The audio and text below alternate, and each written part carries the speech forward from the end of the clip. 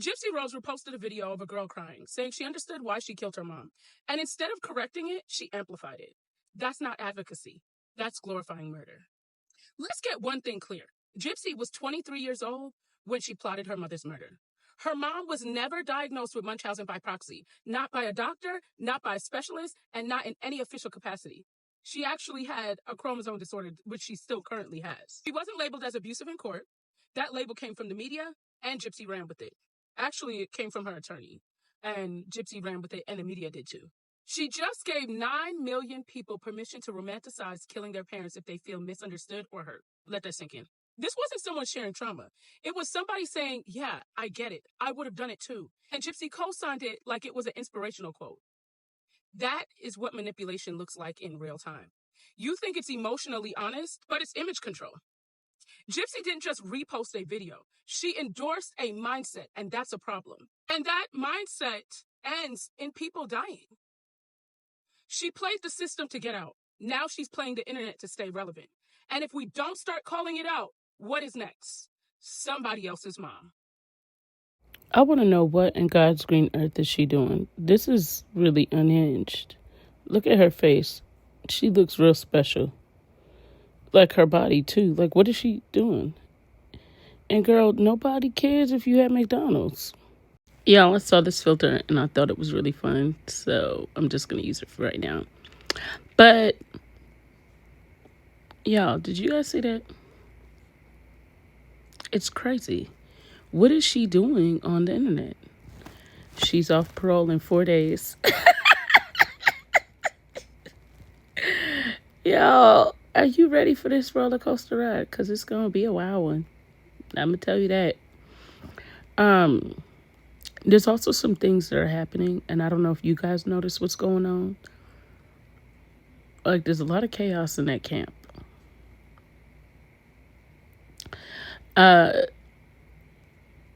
Then, do y'all remember when she did the video on her chromosome disorder or the microdeletion?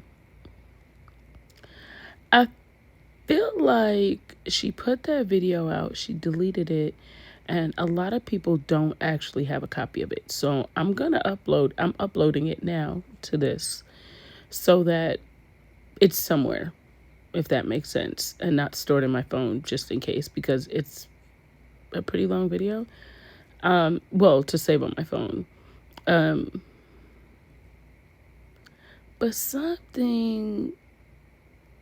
there's something getting ready to happen. I don't know what it is, y'all, but I feel a shift.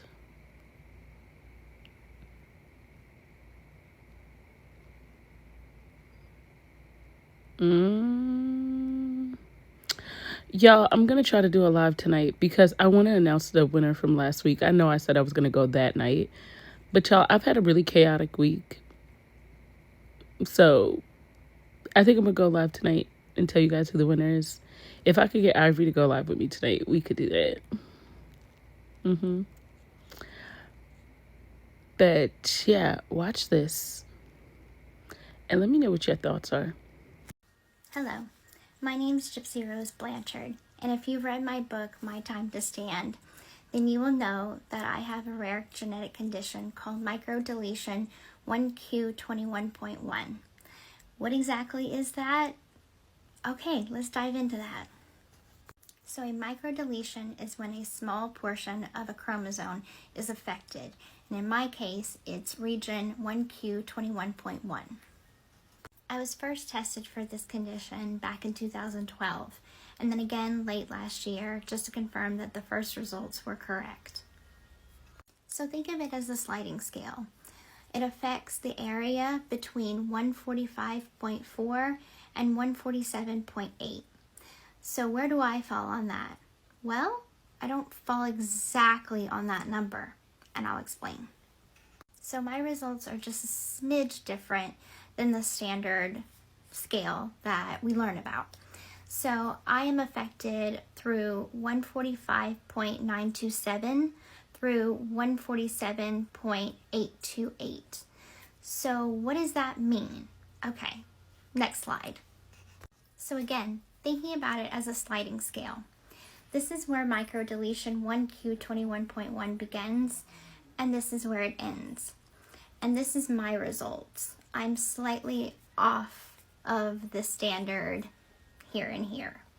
So that small difference makes a big, big difference in my health, my physical appearance, and other health concerns.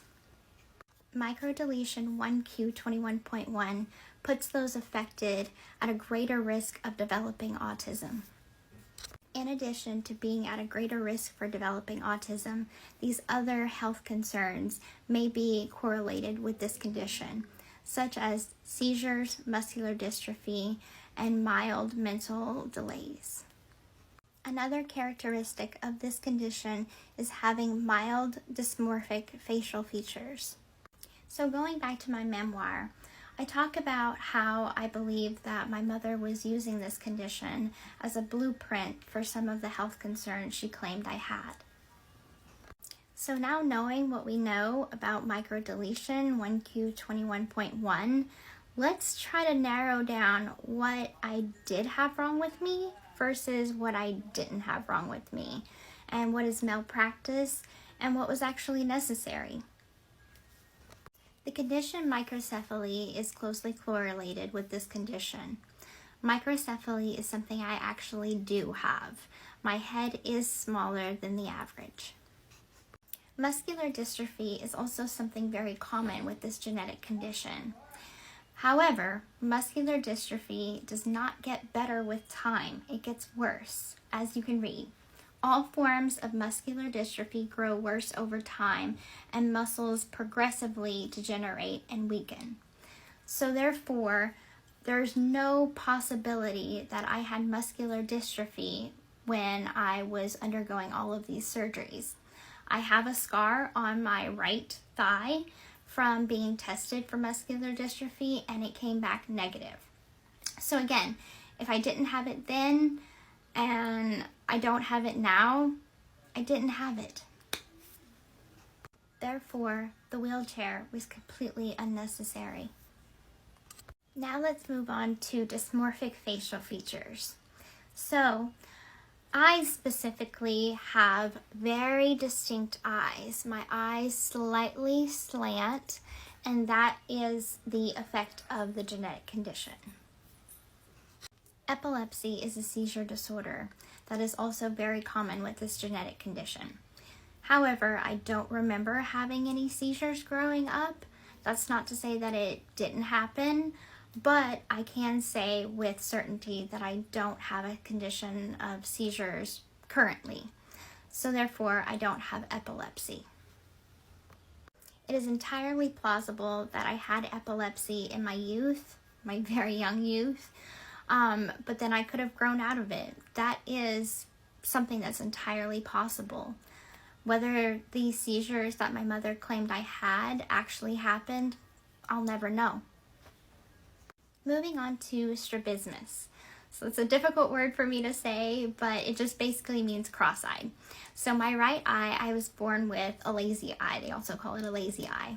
I've seen a lot of TikToks making fun of me for my eye, and I've grown increasingly self-conscious about it. So often I will put my bangs in front of my eye, just to kind of eliminate a lot of the teasing that I get for it. So this is something that I do have. I also want to put out there that it's not okay to make fun of people, guys. It's not funny. You wouldn't want it being done to you, so why do you do it to me? So this is a big one. So the feeding tube. So most people have a feeding tube put in if they are not getting enough nutrition and they are very, very, very sick.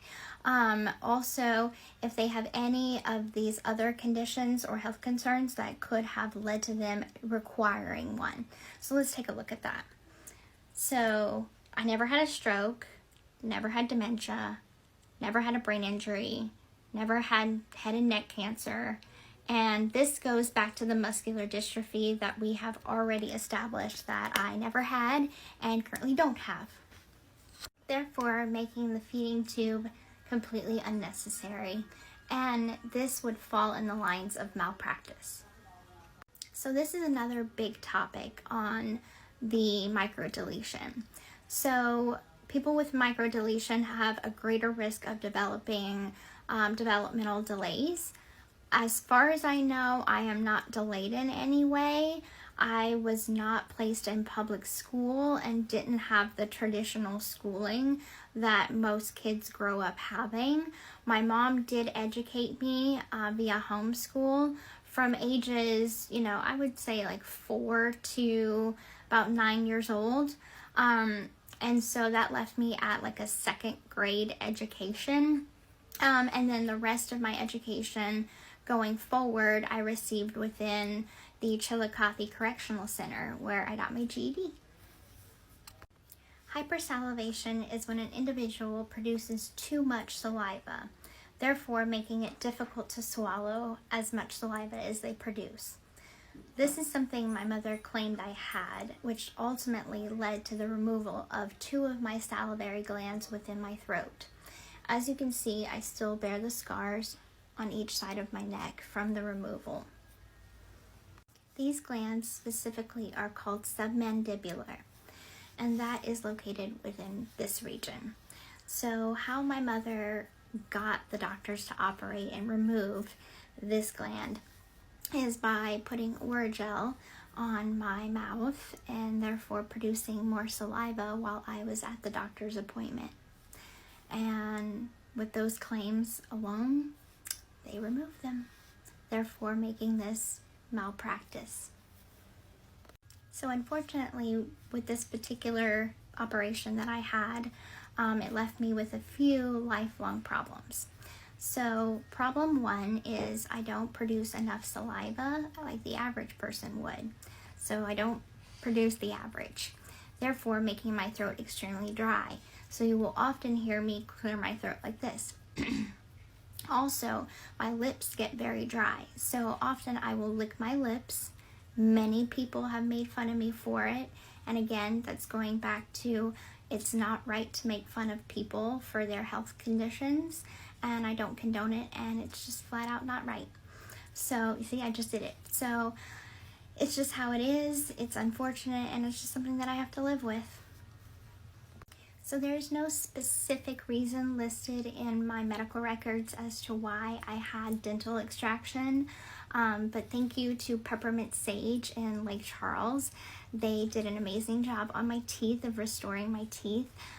This is a bottom bridge and this is a partial. Thank you so much. I have so much more confidence now. But again, this was completely unnecessary. This is just, that's just wrong on so many levels. The fact that dentists did this, not this, but this without any medical evidence to back up why this was necessary, there's nothing to justify this in my medical records at all. So that was unnecessary. This is just flat out no. No, I never had leukemia. So that was a claim my mother had, and no, I don't. So this is part 2 to my previous video discussing and kind of going over what microdeletion 1Q21.1 is. So as I talked about earlier in my video, my mother had claimed that I had these multiple medical issues wrong with me, and I believe that she used the microdeletion as a blueprint for them. And I kind of went over what I have versus what I don't have. Unfortunately, there is a 50% chance that I may pass this genetic condition to my children. Thankfully, we are monitoring Aurora quite diligently, and so far, the geneticist has said that she does not display any of the characteristics of this condition. What does this mean for the possibility of having more children going forward? I really don't like the idea of the possibility of continuing to play Russian roulette with the possibility that my child may end up having this genetic condition. My child can grow up living a perfectly normal life with the condition, or they can display the characteristics and the conditions that are correlated with the genetic condition. And that's just something that I really don't want to play with. That's something that I don't want to leave up to chance, not if I can help it.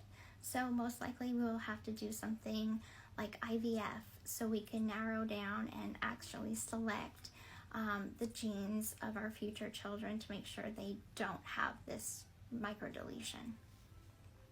So with that knowledge that it can be passed down from parent to child, where did I develop it? So my father was tested for this deletion and he did not have it. He came back negative. And unfortunately, we can't test my mother. So two things could have happened. I could have developed it from my mother and she could have passed it down to me, or it could have been a mutation within myself that it developed.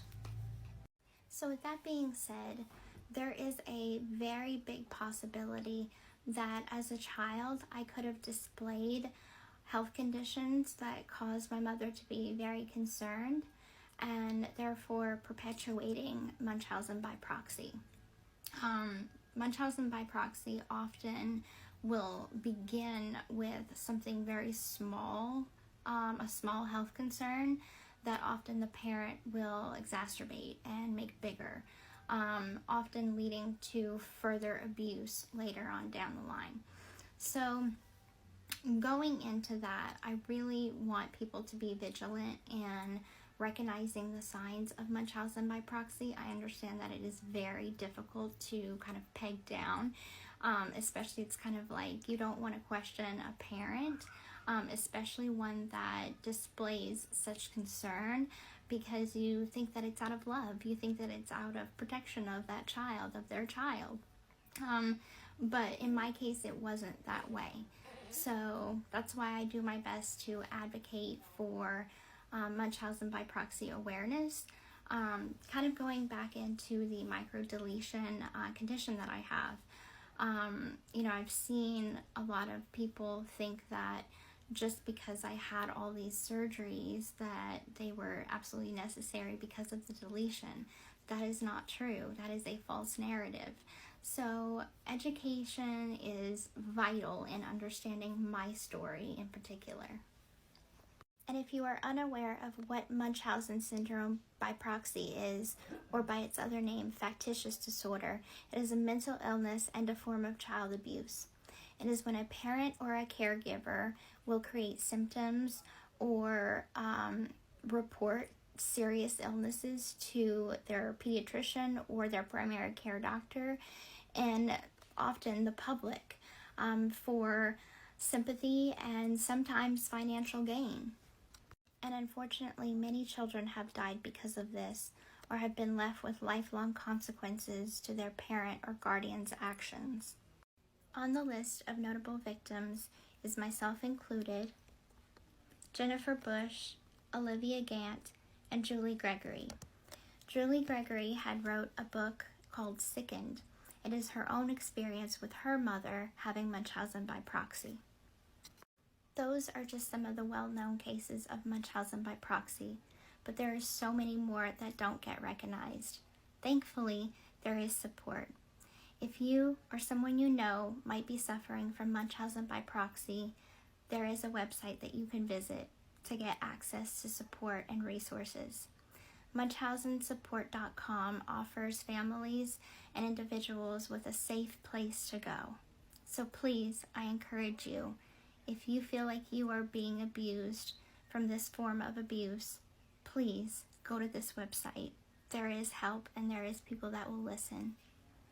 1 + 1 is 2, not 11, not 85, but 2. So how exactly did you carry the 1 and still end up with me messed up? Let's break it down. See, in mathematics, we operate in facts, proof, and logic, cause and effect. But you operate in delusion. Because the second you thought you could play in my face and there wouldn't be consequences, girl, you failed the exam. If I give you loyalty and you give disrespect, what's the outcome? Disqualified. If I bring peace and you bring confusion, what's the sum? Subtraction, because baby, you can't cut out the equation. You thought this was algebra when it was really just pre-K math. If I'm showing up with love and showing grace, and you were showing up with lies, games, and weak energy, then the common denominator is you got me effed up. Look, I don't need a calculator to tell you it ain't adding up. You divide trust, multiply mess, and expect a positive outcome, baby, take your little math project and go try again, because I'm graduating with honors and you're still not even on the syllabus. The next time you try to play with me, remember, I passed math and you barely passed the vibe check. You want to know what I give my enemies? Not revenge, not a warning, not even a clapback. I give them a Popeye's biscuit with no drink. Because if you choke, that's between you and God. That biscuit is dry, aggressive, and unforgiving, just like their energy. You got beef with me? I'm not arguing. I'm not fighting. I'm going to send you a care package with 6 biscuits, no sauce, no butter, no jelly, just a sticky note that says, be blessed. Okay? You lied on me? Biscuit. You move shady? Biscuit. You posted subliminals? Biscuit deluxe combo. I'm talking no honey, no butter, no napkin, just crumbs and consequences between you and God. So if your throat starts closing up out of nowhere, that wasn't karma, boo. That was me spiritually mailing you a Popeye's biscuit. And watch karma snatch edges better than you ever could. See, when you're really unbothered, you don't seek revenge. You don't plot. You just observe. Because people who move grimy always tell on themselves eventually. Back in 2020, I did a music video with Diddy. I was the makeup artist for the backup dancers, and these are the 3 things that I noticed. Okay, first and foremost, if this was any other celebrity that I worked with, I would not be making this video. The only reason I am is because he's a piece of shit. The first being his appearance, and I'm not talking about like aging, I'm talking about he looked really big in person. He looked bloated. Usually it's the opposite. Celebrities look bigger on screen and like tiny in person, like very skinny. The second thing that I noticed was his voice. It was not that typical Diddy high-pitched voice, that smooth talk. It was actually very deep and like very, very raspy, almost like if he had been screaming. That's what it sounded like. The third and the most interesting was his entourage. So usually rappers come with their wives, their girlfriends, or like some bad bitches. But he had his entourage, and when it was his turn to perform, there were several metrosexual young men standing next to his bodyguards. And I found that so weird because I've never seen that before with other rappers. Like early 20s, just hanging around, smoking, and like vibing, you know, just partying, because it ends up turning into like a party anyway. And listen, I am not here to speculate. I just thought it would be interesting to share with you guys, given everything that's been going on with him lately. I don't know what it meant back then, but now it just doesn't seem so random. By this time next week, we could know if Diddy is going to spend the rest of his life in prison or not. We the people want to know how much Diddy is paying TMZ. We're just wondering. I'm asking for a friend. I'm just really curious because y'all have been very pro Diddy. It's given, you know, and I just want to know if the check is worth it. That's all I want to know.